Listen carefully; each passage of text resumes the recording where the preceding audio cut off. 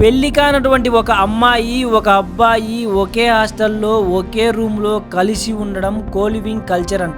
ఇలాంటి abnormal things ఇండియాలో ఎందుకు నార్మల్ థింగ్స్ అవుతున్నాయి? అమ్మాయిలకు సట్టని ఏజ్ వచ్చాక సొంత అన్నదమ్ములే దూరం దూరంగా ఉంటారు. అలాంటిది ఇక్కడ ఒకే హాస్టల్లో ఒకే రూమ్లో మనకి ఎలాంటి బ్లడ్ రిలేషన్ లేనటువంటి అమ్మాయి అబ్బాయితో కలిసి ఉండడం ఏంటి? ఇంకొద్ది రోజులు పోతే మా పిల్లలు కోలివింగ్ పీజీలో ఉన్నారు అని పేరెంట్సే చెప్పుకునే దుస్థితి వస్తుందేమో. అసలు ఎందుకు ఈ జనరేషన్ ఇలా తయారవుతుంది? ముఖ్యంగా అమ్మాయిలకు ఏమైంది అసలుకు అమ్మాయిలనే ఎందుకంటున్నా అంటే ఈ మధ్య జరిగినటువంటి ఒక చిన్న ఇన్సిడెంట్ చెప్తా, కొంచెం ఓపిక చేసుకొని వినండి. నేను యాక్చువల్గా ఇన్స్టాలో ఫుడ్ వ్లాగ్స్ అలాగే ప్రమోషన్స్ చేస్తూ ఉంటా. నేను రీసెంట్గా ఒక రెస్టారెంట్కు ప్రమోషన్ చేయడం కోసం అని వెళ్ళా. సో రెస్టారెంట్ ఓనర్తో మాట్లాడి అక్కడ ఉండే ఫుడ్ అది ఎలా చేస్తున్నారో ఆ మొత్తం ప్రమోషన్ వీడియో అంతా తీసుకున్నా. అక్కడ ఉండే రెస్టారెంట్ అంబియన్స్ చాలా క్లాసీగా క్రేజీగా ఉంటుంది. సో నేను కెమెరా ఆన్ చేసి అక్కడ ఉండే అంబియన్స్ మొత్తం కూడా షూట్ చేశాను. అంటే అక్కడ తినే వాళ్ళు కూడా ఆ వీడియోలో ఆబ్వియస్ గా వస్తారు. ఒక అబ్బాయి నా దగ్గరికి వచ్చి అన్న ఆ వీడియో డిలీట్ చేయండి ప్లీజ్ అని రిక్వెస్ట్ చేశాడు.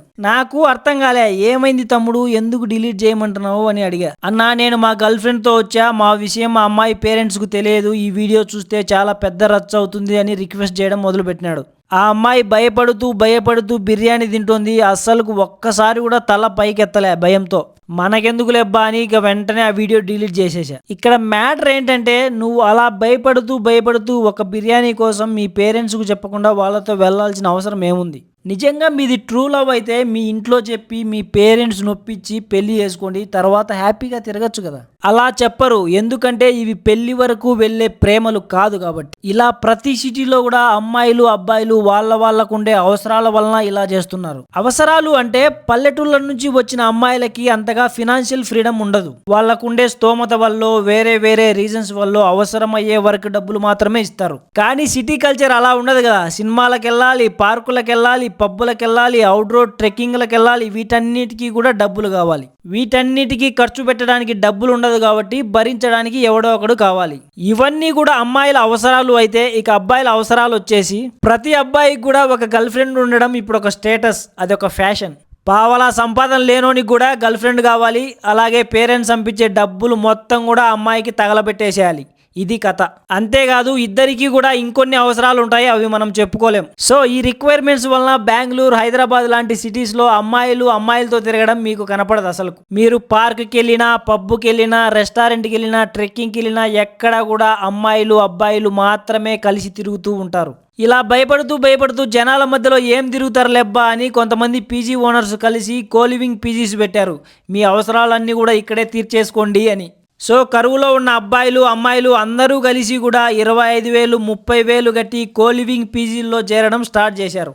దీంతో కోలివింగ్ పీజీల బిజినెస్ బాగా ఊపందుకుంది. ఇప్పుడు సిటీ మొత్తం కూడా ఈ కోలివింగ్ పీజీలే ఉన్నాయి మ్యాక్సిమం. డబ్బులు బాగా గుంజుతున్నారు కదా, ఫెసిలిటీస్ కూడా అట్లే ఉంటాయి. ప్రైవేట్ రూమ్స్, అమ్మాయిలకు అబ్బాయిలకు కామన్ డైనింగ్ ఏరియా, అలాగే మీరు సపరేట్గా ఏమన్నా ఫుడ్ వండుకోవాలంటే కిచెన్ రూమ్స్, అలాగే జిమ్ సెంటర్, అలాగే వర్క్ స్పేస్ ఏరియా, అలాగే హై స్పీడ్ ఇంటర్నెట్, ఇలాంటి అన్ని సౌకర్యాలు ఉంటాయి.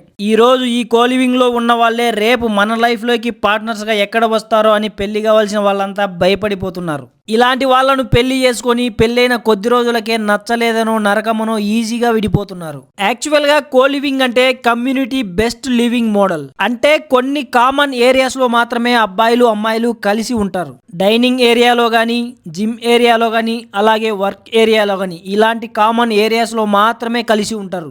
అంతేగాని అమ్మాయిలు అబ్బాయిలు కలిసి ఒకే రూమ్లో ప్రైవేట్గా ఉండడం కోలివింగ్ కాన్సెప్ట్ కానే కాదు. ఇప్పుడు సిటీస్లో ఉండే some of the coliving PGs అమ్మాయిలు అబ్బాయిలు కలిసి ఒకే రూమ్లో ప్రైవేట్గా ఉండడాన్ని అలో చేస్తున్నారు. సో కోలివింగ్ కాన్సెప్టే సిటీస్లో రాంగ్ వేలో వెళ్తోంది. ఇది అందరికీ తెలుసు, కానీ ఎవరు ఏమి చేయలేరు.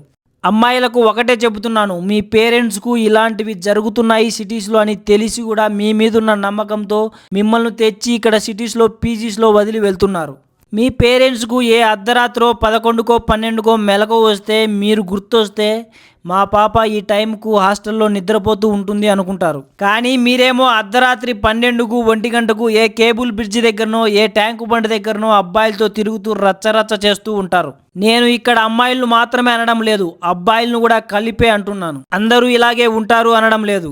కొందరు వాళ్ళ లిమిట్స్ క్రాస్ చేయకోకుండా కంట్రోల్గా ఉంటారు. మీరు అబ్బాయిలు ఇచ్చే చిన్న చిన్న గిఫ్ట్లకు, బిర్యానీ ప్యాకెట్లకు, మూవీస్కు, హాలిడే స్పాట్లకు అలవాటు పడి వాళ్ళతో తిరగడం స్టార్ట్ చేశారో వాటికే చివరికి బానిసాయి మీ ఇంట్లో తెలిసి మీ పేరెంట్స్ పరువు కూడా పోగొట్టేస్తారు. నేనేదో ఇవన్నీ కల్పించి చెప్పడం లేదు, సిటీలో ఉన్నాను కాబట్టి రియల్గా చూస్తున్నాను కాబట్టి చెబుతున్నాను. ఒకసారి ఆ Madiwala, silk board, BTM Layout, Marathahalli, HSR Layout, Whitefield, Tin Factory ఏరియాలకు వెళ్ళి చూడండి. వాళ్ళ అరాచకాలు మీకే కనిపిస్తాయి. ఆ ఏరియాల్లో ఉండేవాళ్ళు మ్యాక్సిమం తెలుగు వాళ్ళే, కానీ తెలుగు వాళ్ళు కూడా ఇలాగే చేస్తున్నారు. వీళ్ళు అసలుకు చిన్నపిల్లలు ఆడుకునే పార్కులను కూడా వదలడం లేదబ్బా.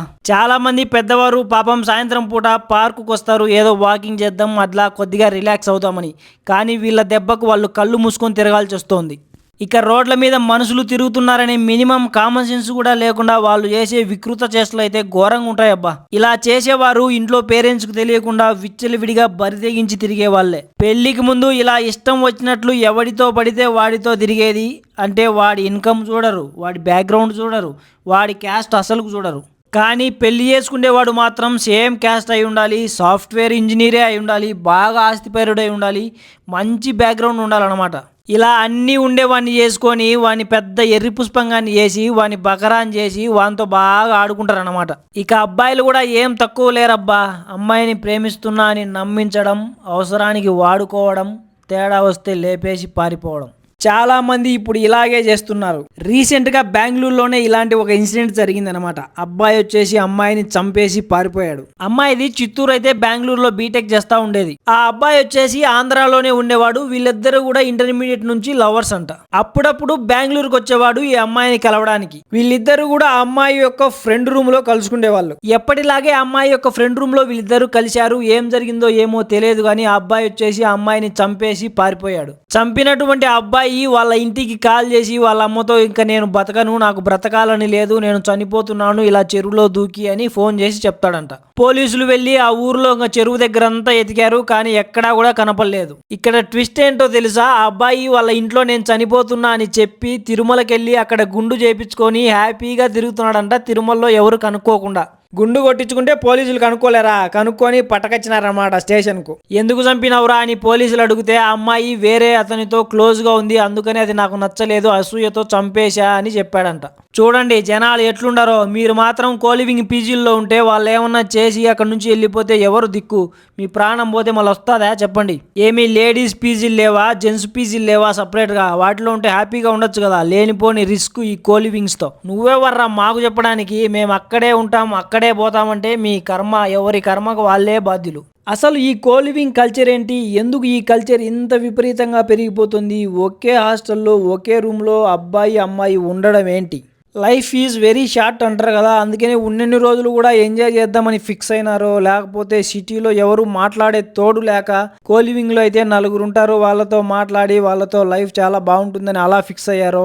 అసలు పల్లెటూర్లలో ఒక సర్టెన్ ఏజ్ వచ్చాక ఒక అబ్బాయి ఒక అమ్మాయి మాట్లాడితే అదొక పెద్ద రచ్చ, ఊరంతా కూడా గుసగుసలయ్యి ఏదేదో పుకార్లు పుట్టించేస్తారు.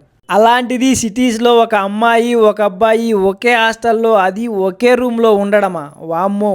మీరు ఎప్పుడన్నా ఈసారి మీ పల్లెటూరుకి వెళ్ళినప్పుడు మీ అమ్మమ్మతో కానీ మీ నాన్నమ్మతో కానీ లేదా మీ పేరెంట్స్తో కానీ ఇలా సిటీస్లో ఒకే హాస్టల్లో, అది కూడా ఒకే రూమ్లో అమ్మాయి అబ్బాయి ఉంటున్నారు అని చెప్పండి. బండ బూతులు తిట్టకుంటే నన్ను అడగండి.